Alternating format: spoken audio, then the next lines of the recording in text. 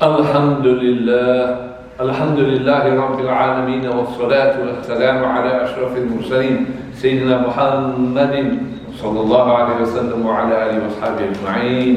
Assalamu alaikum wa rahmatullahi wa barakatuh.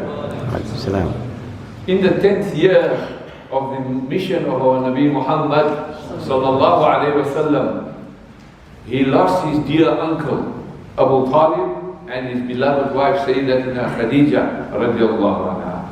Both of them protected him and were emotionally attached to him. The death of Abu Talib and Sayyidina Khadija was a great loss to the Prophet alayhi salam. So much so that the year was called the year of grief.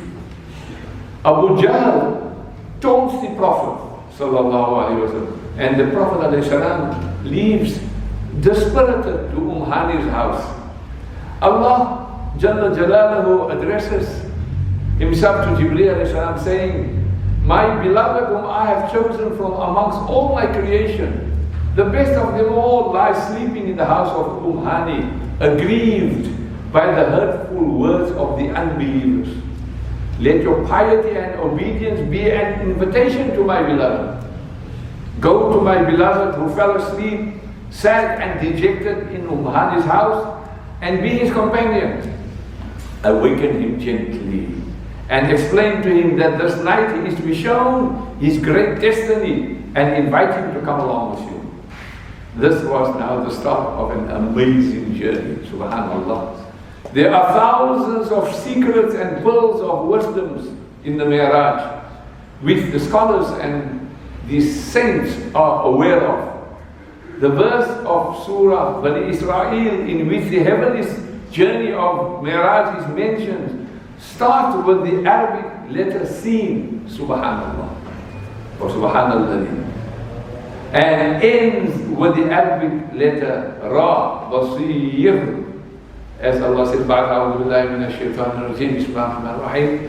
سبحان الذي أسرى بعبده ليلا من المسجد الحرام إلى المسجد الأقصى الذي باركنا حوله لنريه من آياتنا إنه هو السميع البصير." Glory be to him who made his servant to go on a night from the sacred mosque to the remote mosque, of which we have blessed the precincts, so that we may show to him some of our signs. Surely he is the hearing, the seeing. So if you take these two letters of Subhan and Basir, the Sin and the Ra, you put it together, it becomes Sir. And Sir in Arabic means secrets. It is an indication that the Miraj is a secret from one of the secrets of Allah, which truth cannot be known to anybody except Allah and His Prophet sallallahu alaihi wasallam. For this reason, Allah has kept this as a secret and says, فَأَوْحَى إِلَىٰ عَبْدِهِ مَا أَوْحَى.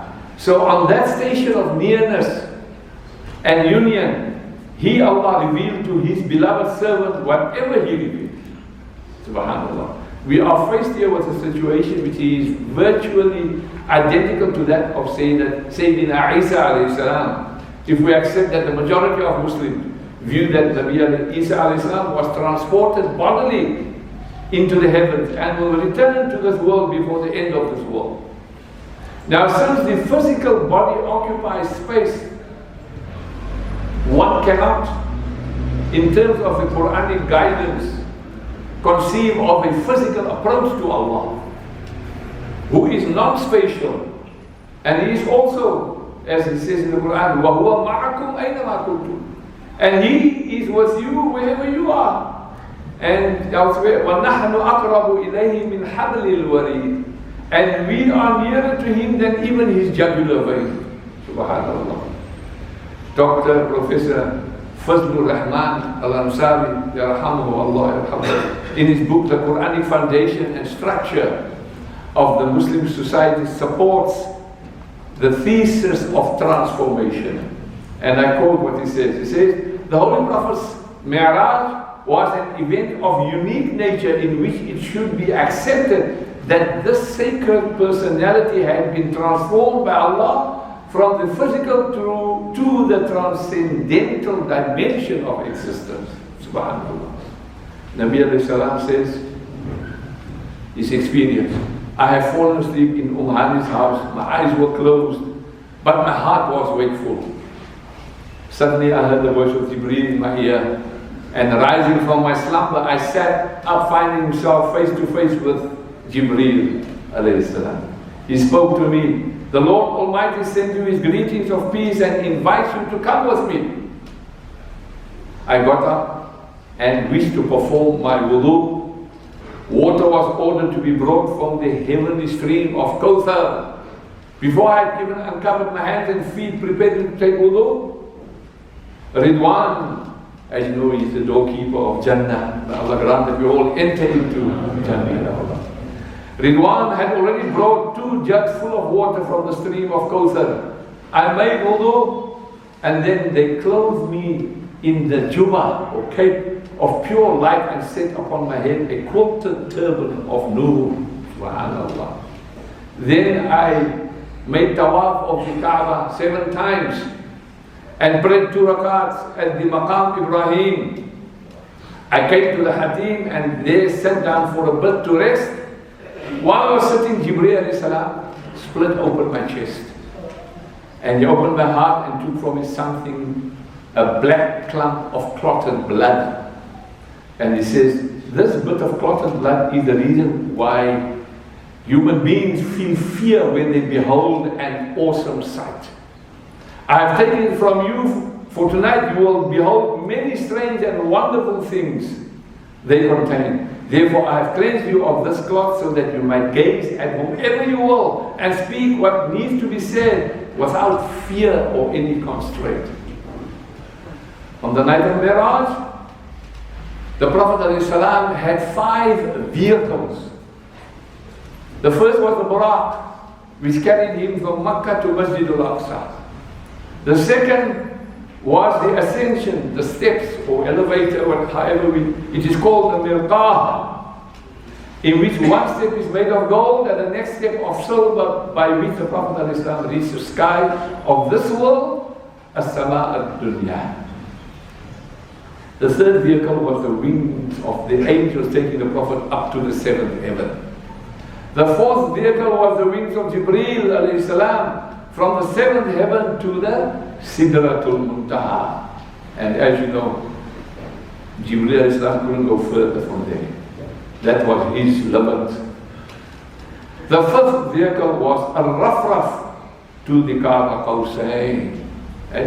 The Rafraf came to me and became visible in the shape of a green settee, which greeted me with greeting of peace, and he said, seat yourself upon me, for I will be your transport. In the Quran, Allah speaks about the Rafraf. مُتَّكِئِينَ عَلَى رَفْرَفٍ خُضْرٍ وَأَبْقَرِيٍّ حِسَانٍ. Reclining on green cushions and rich carpets of beauty. May Allah grant us that. Nabi alayhi salam stopped in 10 different stations. The 7 heavens, and the 8th at the furthermost low tree, Sidratul Muntaha. The 9th is where he heard the sounds of the angels' pens writing people's actions. The 10th level was at the throne, and Allah knows best. The Nabi alayhi salam saw a great many amazing sights on the way to Masjidul Aqsa. The Nabi alayhi salam continues and says, after this we came to Baitul Maqdis. There I saw the angels descending down to the earth. They came to meet me and give me glad tidings of abundant blessings and ni'mah that Allah was to send to me. Subhanallah. Ya Allah. I then passed them by and came to the gates of Masjidul Aqsa. I dismounted from the Buraq, and Jibreel tied him to a ring there. This was the ring to which the prophets and messengers always tied their camels and their horses. In 94, when I was in Aqsa, I was fortunate to go down there and see this ring and touch this ring. I don't know if they allow you these days, Allahu A'lam. Because many a time nowadays, everything they close up, bid'ah, that, you know. But having said that. And Nabi says, alayhi salam, the prophets and the messengers came to greet me there. And they honored me so much. There are two accounts of the meeting of the prophets and the messengers with our Prophet ﷺ. One of them maintained that Allah called the prophets back to life just for the sake of receiving the Prophet ﷺ. In other words, he resurrected them physically. And the other, more commonly accepted version, that Allah only called the unblemished ruh, arwah, to this meeting with the Prophet ﷺ. When Nabi alayhi salam came to Masjidul Baitul Maqdis, all the prophets and messengers rushed up to him to greet him. Then they addressed the Prophet, "Oh Habibullah, it is for you to enter the masjid ahead of us." And the Prophet said, "You," in his humility, look how he says, "You were sent before me as prophet, you therefore have the right of precedence over me, so you go first." Subhanallah. Then Allah said, "Oh my beloved, you have attained a special station in this world by appearing with your message of truth after all those present had gone before. But you are the one who has precedence over everything else that was in the hidden world before the creation. For all was created from your nur. Therefore it is your right to proceed ahead of them. Enter now." Subhanallah. At this command, Prophet ﷺ together with the angel Jibreel entered, and all the prophets and the messengers followed. Jibreel alayhi salam gave the iqamah, and Nabi alayhi salam led the entire assembly of prophets, messengers, angels of the Muqarrabeen in the prayer of 2 rakats. There are 17 benefits why the Prophet ﷺ did not proceed directly from the heaven, from the Kaaba at Makkah in the night of his Meraj, but he first went to Baitul Maqdis. And the reason for that is, the journey from Makkah to Baitul Maqdis was for the unbelievers, and the journey from Baitul Maqdis, the Meraj to the Samawat, were for the believers. Subhanallah. Right? The first is, had our Prophet ﷺ ascended to the heavens directly from Makkah on the Meraj and later told the people about it, it would have been difficult to convince them, his minds, because they were stubbornly set in opposing him. They challenged him, "If it is true that you have been there, then tell us about the shape of Baitul Maqdis and the surroundings and the walls and so forth, We have been there, you haven't been there." Right? Subhanallah. This was the challenge that was put out.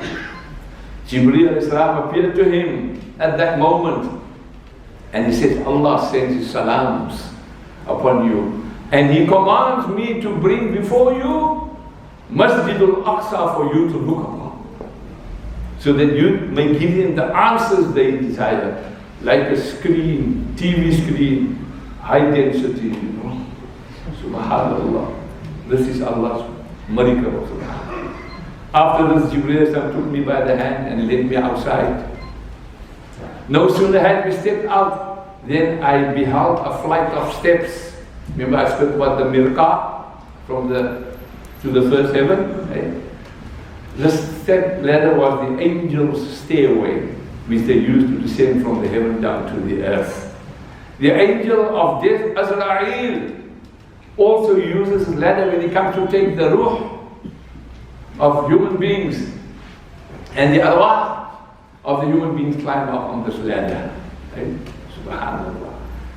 When a person sees Azrael coming to him and he sees the steps, that's why his eyes is wide open in wonderment in seeing this. And then Azrael takes out his ruh. And as you know, when the person dies, many a time you find his eyes is always open because he's staring at them and he can't close it. And he stares. That's why for us it's sunnah to close his eyes when he's passed away. Subhanallah. Then the Prophet ﷺ says, "Then he took my hand and ascended with me to the nearest heaven. When I reached the nearest heaven, Jibreel said to the gatekeeper of the heaven, 'Open the gate.' The gatekeeper asked, 'Who is it?' Jibreel ﷺ answered, 'Jibreel.' He asked, 'Is there anyone with you?' Jibreel replied, 'Yes, Muhammad sallallahu alayhi wa sallam is with me.' He asked, 'Has he been called?' Jibreel said, 'Yes.' So the gate was opened and he said, welcome, O pious prophet and pious son. It was Nabi Adam alayhi salam. When we ascended to the second heaven, Jibreel alayhi salam asked the door of heaven to be opened. When I entered, Isa, son of Mary, Isa, and Yahya, son of Zachariah, cousin from the maternal side, welcomed me and offered me the best regards. Then I was taken to the third heaven. I saw Yusuf alayhi salam, who had been given half of the world's beauty. He welcomed me and prayed for me. Then he went up to the fourth heaven. Idris alayhi salam was there. Again the same story, greetings and wished him well. Fourth heaven, Harun alayhi salam, again welcomed him and prayed for his well-being. The sixth heaven, Musa alayhi salam, welcomed him and prayed for him. Then I was taken to the seventh heaven and found Ibrahim alayhi salam leaning against the wall of the Baytul Ma'mur, the much frequented house, like the Baytullah for us, which is visited by 70,000 malaikas every day, never to visit this place again. Subhanallah, can you imagine? They make tawaf just once and never again. They are being replaced by other malaikas. Subhanallah, can you imagine the amount of malaikas? And you and I will be overpopulated in this world. There's so much to talk. I have to summarize so much, you won't believe it. We can speak for weeks on end, on each dimension of each step that took place. Subhanallah. And Ya Allah, where the secret of that which the mind is incapable of grasping was revealed to the Prophet alayhi salam. ذو مرة فاستوى وهو بالأفق الأعلى. He stood poised, being on the higher horizon. ثم دنا فتدلى فكان قاب قوسين أو أدنى. Then drew near and suspended, hung 2 bows' length away or nearer. فأوحى إلى عبده ما أوحى ما كذب الفؤاد ما رأى. Then revealed to his servant what he revealed. His heart did not lie of what he saw. أفتمارون على ما يرى. What will you dispute with him? What is it? وَلَقَدْ رَآهُ نَزْلَةً أُخْرَى. And indeed he saw him a second descent. عند سدرة المنتهى عندها جنة المأوى. Near the Sidratul Muntaha, the low tree, beyond which none can pass. Near it is the paradise of abode. إِذْ يَغْشَى السِّدْرَ مَا يَغْشَى. When that covered the low tree, we did cover it. مَا زَاغَ الْبَصَرُ وَمَا طَغَى لَقَدْ رَآ مِنْ آيَاتِ رَبِّهِ الْكُبْرَى. The sight of the Prophet did not swerve, nor did he transgress his limit. Indeed, he did see of the greatest signs of his Lord. Allah Jalla Jalaluhu addresses Nabi alayhi salam, draw nearer to me, O you best of all mankind. Draw closer so that the friend may be in an intimate association with his friend. In this way, the Prophet was granted unmediated vision of the sublime beauty of He who is beyond all space and time, free from all condition of qualities, the unmitigated of all principles. وُجُوهُ يَوْمَئِذٍ نَاظِرَةٌ إِلَىٰ رَبِّهَا نَاظِرَةٌ. Faces upon that day will be radiant, looking towards their Lord. Allah grant us that. Amen. Although Ibrahim a.s. was granted to see in the spiritual dimensions and Musa a.s. was granted to hear Allah directly, both their bodies were still on earth and subject to its physical laws. And Sayyidina Ibrahim's vision and Sayyidina Musa's hearing went beyond the physical through the power of the ruh, but their bodies did not move beyond the physical world. However, Allah made Nabi Muhammad sallallahu alaihi wasallam to move in the spiritual dimension with his physical body in complete freedom from the physical laws. لِنُرِيَهُ مِنْ آيَاتِنَا, to show him our signs. لَقَدْ رَآ مِنْ آيَاتِ رَبِّهِ كُبْرَى. Indeed, he saw one of the great signs of his Lord. Nabi alayhi salam says, when faced with the unparalleled honor of a glimpse of the Lord's divine beauty, it came to me that I must express myself in the following words. And he says, التحيات لله والصلوات والطيبات. Salutations be to Allah, all praise and glory to Him, all worship and good works are due to Him, the Almighty. After I pronounced these words, the Lord of might and glory answered me, saying, Assalamu alayka ayyuhan nabiyyu wa rahmatullahi wa barakatuh. And salutation to you, O Prophet, and the mercy of Allah and His blessings. In this way, he offered very special greetings upon me. And in response, I said, Nabi alayhi salam said, Assalamu alayna wa ala ibadillahi salihin. And peace be upon us, upon the righteous servants of the Lord. Ya subhanallah. He said, he's thinking of you and me at that time. Can you imagine? Ya Allah. In other words, may the peace of this world and the next be upon us for our answering and acceptance of His greetings upon all of us prophets of the Lord and upon His righteous servants, which is the name given to the nation of Muhammad. Jibreel alayhi salam was informed of the secret from his post wherever he was, and he said, Ashhadu an la ilaha illallah wa ashhadu anna Muhammadan abduhu wa rasuluh. I bear witness that there is no God but Allah, and I bear witness that Muhammad is His servant and His prophet. Now you know, Nabi alayhi salam was given the gift of the salah to be performed 50 times a day. And as he came, descended and met Musa alayhi salam, you've heard the story. Every time Musa alayhi salam says, sorry man, julle mense gaan nooit dit maak vir jou. Go back. And back he went, and back he went, up and down, until it came down to 5. And Musa alayhi salam said, go back, they won't even do 5. And what did Nabi Muhammad sallallahu alayhi wa sallam says? I am now too shy to go back and to ask for it to be reduced. And how gracious was Allah, that in our performance of the 5, Allah grants us the reward of 50. Subhanallah.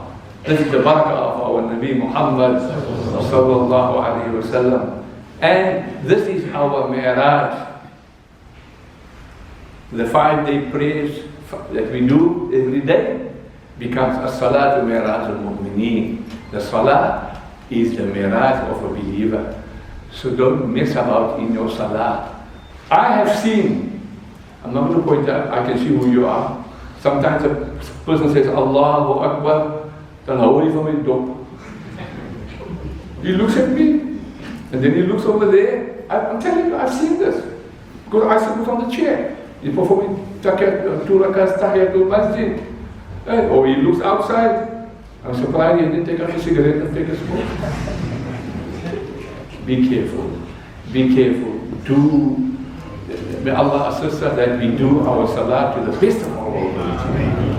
And we learn the basics of salah to the best of our ability. And if you think you and I know, let's go and do a revision course on salah. I've been giving it a couple of in my lower talks. Remember I've said it before as well. If the iqamat goes off and you are making sunnah salah, you must break the sunnah and follow the farad. Some people don't know that. So there are many things we are never too old to learn. And when you say ada'an ma'muman, I am following the imam, you're following the imam because you haven't finished your surah Fatiha and so forth. An imam's already in the ruku and busy coming up, you are still reciting Fatiha. Be very careful.